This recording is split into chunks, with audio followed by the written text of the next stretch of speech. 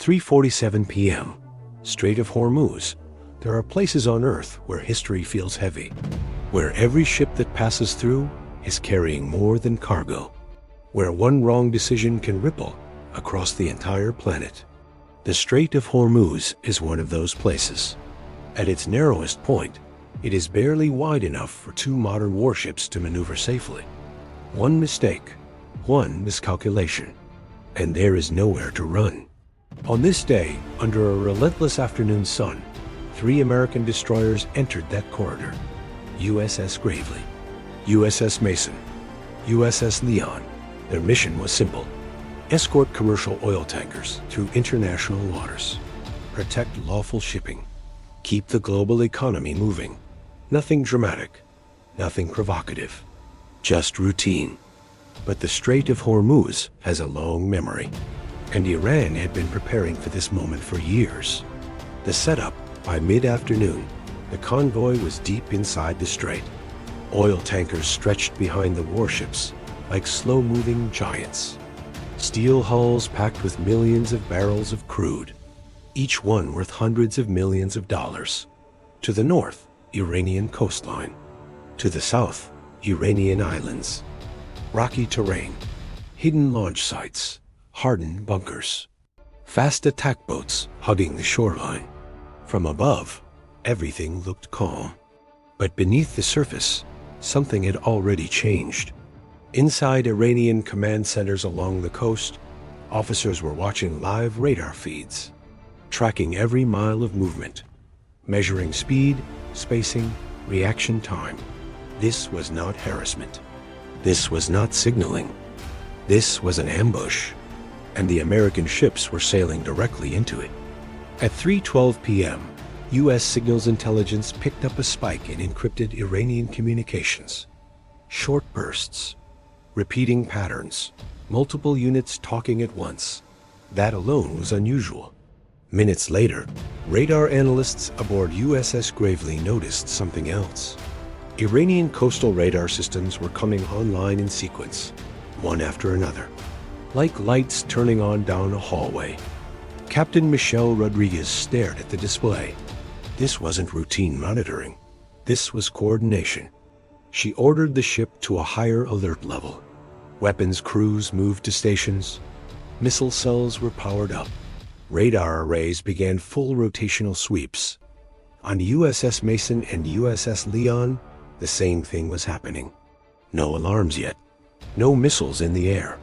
But every instinct said the same thing. Something was coming. Iran's decision: in a hardened operations bunker near Bandar Abbas, Iranian commanders watched the American formation enter the narrowest section of the strait. This was the kill zone, the place where maneuvering room vanished, where ships could not turn away fast enough, where defenses could be overwhelmed by sheer numbers. For years, Iranian military doctrine had revolved around this exact scenario. Saturation attack, fire from everywhere at once, from land, from sea, from hidden island positions. Overwhelm defenses, score hits, create chaos, force the Strait of Hormuz closed. At 3:45 p.m., the final authorization was given. All units received the same message: execute. 3:47 p.m. The first missile launches were detected by satellites before human eyes ever saw them. Infrared flashes along the coastline. Heat plumes erupting from island ridges. Fast attack boats firing at point-blank range. Within seconds, the sky above the Strait of Hormuz filled with inbound threats. 52 anti-ship missiles, coming from every direction. Low altitude, sea skimming, designed to stay below radar until the last possible moment. On USS Gravely, alarms exploded to life. Missile launch detected. Then again, and again, and again. The combat system began counting automatically. 20, 30, 40. By the time it stopped, the number was unthinkable. 52. Captain Rodriguez didn't hesitate. General quarters. This is not a drill. Engage all threats. The first layer, The Aegis combat systems aboard all 3 destroyers went to full combat mode. Radar screens filled with tracks, lines converging, calculations running thousands of times per second. Each ship was now tracking dozens of targets simultaneously. Missile interceptors began launching almost immediately. Vertical launch cells roared open, sending standard missiles streaking into the sky. White smoke, deafening thunder. One launch after another. The first intercept happened miles away. A bright flash. A sudden fireball. An Iranian missile vanished. Then another. And another. But there were so many. Missiles kept coming. The sky turns violent as the first wave of interceptors did their work. More Iranian missiles slipped through the gaps. Some flew just meters above the water. Others came in from oblique angles, forcing rapid recalculation. Destroyers adjusted positions slightly, but there was no room for evasive maneuvers. This was a stand-and-fight moment.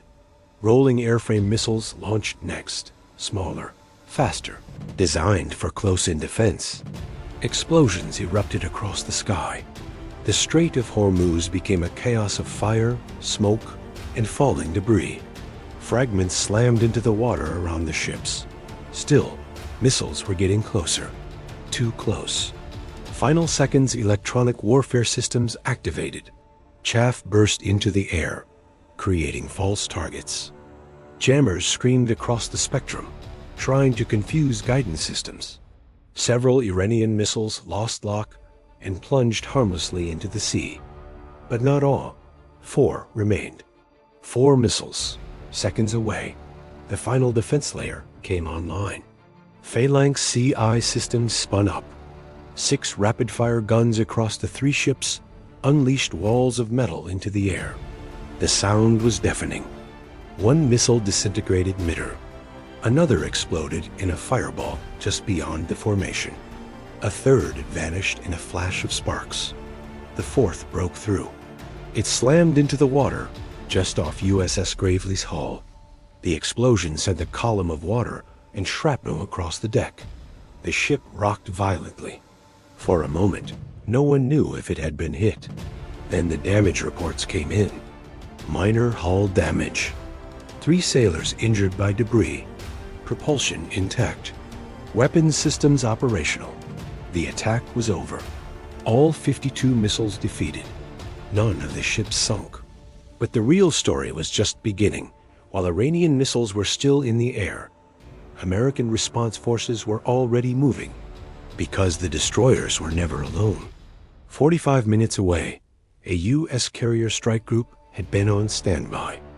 The alert reached the flagship. Multiple U.S. warships under missile attack in the Strait of Hormuz. The order came instantly. Launch everything. The counterstrike fighter jets roared off carrier decks in rapid succession. Strike packages assembled in the air within minutes. Electronic warfare aircraft began jamming Iranian radar networks.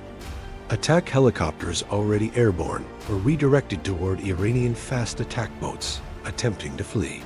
Farther out, long-range bombers adjusted course. Missile doors opened. Targeting data poured in from satellites, drones, and ships that had just survived the ambush. Every Iranian position that had fired was now exposed and marked. One by one, they fell. Coastal missile batteries were the first targets. Precision weapons slammed into launch sites. Command trailers disappeared in fireballs. Ammunition bunkers detonated in chain reactions. Island launch positions were hit next. Hidden sites revealed and erased. Fast attack boats never made it back to port. Hellfire missiles tore through them with surgical accuracy. Naval bases along the southern coast erupted as cruise missiles struck fuel depots, radar towers, and command centers. Iranian radar coverage collapsed within minutes. Then came the deeper strikes. Headquarters buildings flattened. Communications hubs silenced. Missile storage facilities buried under rubble. By the time the final wave hit, Iran's southern military infrastructure was no longer functioning. From the moment Iran fired the first missile to the final impact of the last American strike, just 37 minutes passed. In that time, an attempted ambush failed completely. 3 American warships survived overwhelming fire. Global shipping continued uninterrupted, and Iran lost the bulk of its southern military capability. The Strait of Hormuz remained open, exactly as it had been before. The aftermath. As smoke drifted over destroyed bases, American ships resumed their escort. Oil tankers continued their transit. The world barely paused. But inside military circles, the message was unmistakable. The most fortified choke point on Earth had just tested American defenses and lost. Iran tried to turn the Strait of Hormuz into a trap. Instead, it became a lesson in preparation, in restraint, and in what happens when a calculated risk meets overwhelming capability. At 3:47 p.m., missiles filled the sky. By 4:24 p.m., the balance of power in the region had shifted. The strait stayed open, and the world kept moving. That was the day Operation Iron Guardian rewrote the rules of the world's most dangerous waterway.